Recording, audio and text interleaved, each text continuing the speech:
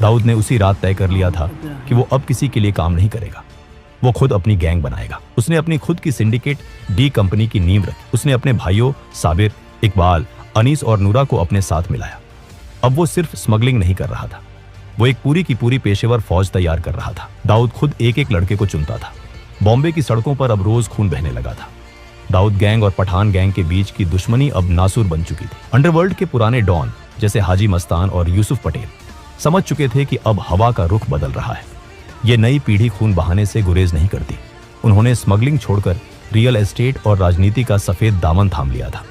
साल 1981 दादर के एक पेट्रोल पंप पर जब रात के सन्नाटे में दाऊद का बड़ा भाई साबिर इब्राहिम अपनी फिएट कार में बैठा था, तभी पठान गैंग की गाड़ियां वहां आ रुकी। उन गाड़ियों से हथियारों से लैस शूटर निकले, जिनमें मुंबई का सबसे खूंखार और पढ़ा लिखा गैंगस्टर मान्या सुर्वे भी शामिल था। गोलियों की बौछार से साबिर का सीना छलनी हो गया।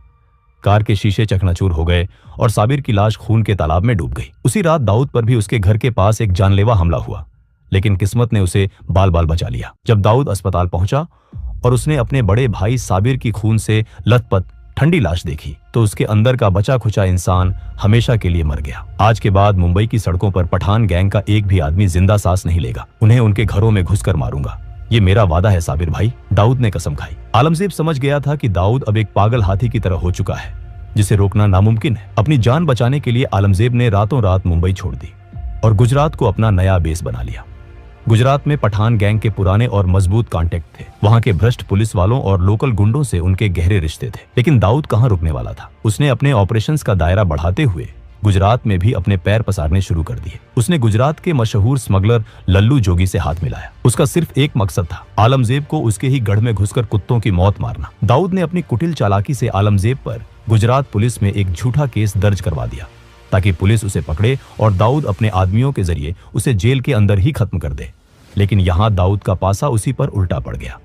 1983 में गुजरात पुलिस ने एक सीक्रेट और सटीक सूचना के आधार पर छापेमारी की और दाऊद को लल्लू जोगी के साथ अवैध हथियारों के साथ रंगे हाथों पकड़ लिया। उसे कोफेपोसा कानून के तहत गिरफ्तार कर जेल में डाल दिया गया। ये खबर मिलते ही आलमजेब ने तुरंत दाऊद के गुर्गों पर ताबड़तोड़ हमले शुरू कर दिए। दाऊद के दो सबसे खास आदमियों को बीच सड़क पर गोलियों से भून दिया गया। दाऊद को जेल की सलाखों के पीछे ये एहसास हो गया कि गुजरात में आलमजेब को मारना मुश्किल है।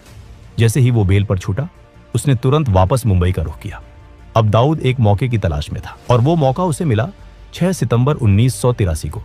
आलमजेब का भाई अमीरजादा को एक पुराने आपराधिक केस के सिलसिले में मुंबई के सेशन कोर्ट में पेश होना था। दाऊद जानता था कि ये काम कोई आम जाना पहचाना शूटर नहीं कर सकता।